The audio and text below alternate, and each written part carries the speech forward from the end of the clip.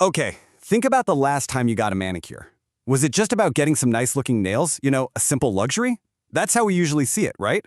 But it turns out we might be overlooking something huge, something with a profound therapeutic potential that's been hiding in plain sight.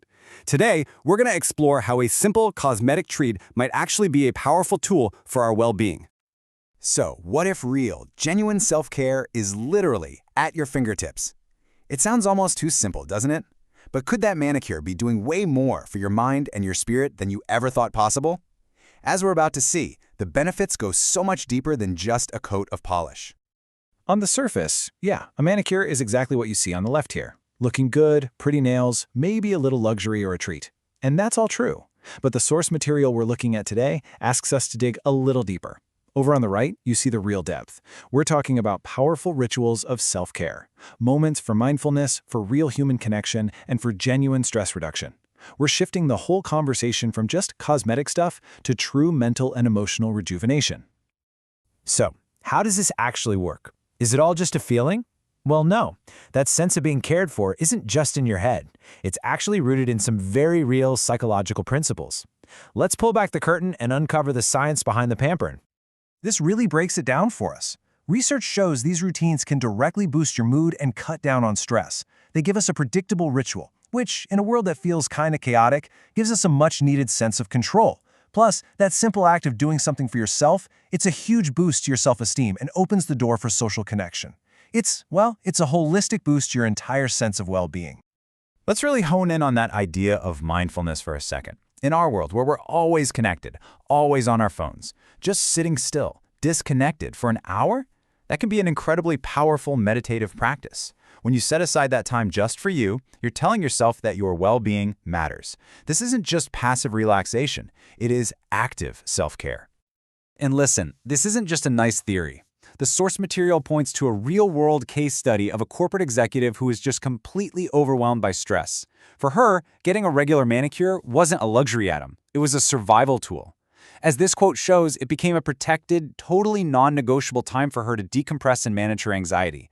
It was a crucial part of her mental health toolkit. But the service itself is only half of the story. The other half, and you could argue it's even more important, is the person providing it. So let's dive into the human element and see how that salon chair can sometimes feel like a space for an unspoken therapy session. So the source material suggests we should reframe the role of a nail technician to something called a wellness facilitator. And honestly, I think this term is fantastic because it just perfectly captures their unique position. They aren't just applying polish. So often, they become a confidant, a non-judgmental ear, providing that human connection and support in a really intimate one-on-one setting. So how is that trust actually built? Well, it really comes down to these three key things. First, through active listening, technicians create a safe space. Then, through consistency, they prove they're reliable. And so crucially, by respecting boundaries, they know when to chat and when to just offer some quiet comfort. It's this exact combination that can transform a simple salon chair into a personal sanctuary.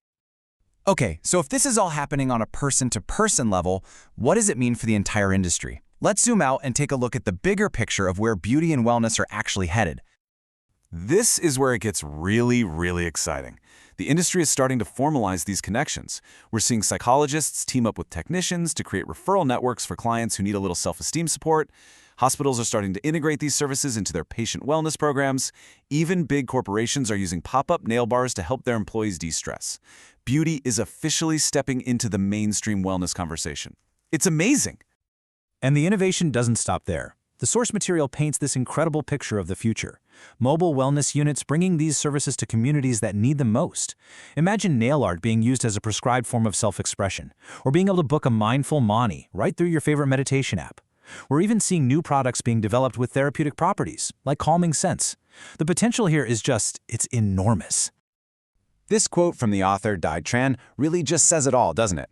The ultimate goal here is a future where these services are recognized as a legitimate, powerful tool for our mental and emotional health.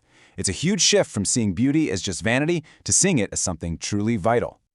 So, I'll leave you with this to think about. The next time you book that manicure, what will you be booking it for? Is it just for the polish? Or maybe, just maybe, is it for a moment of stress reduction, a little bit of mindfulness, and some genuine human connection? Thanks so much for joining us for this explainer.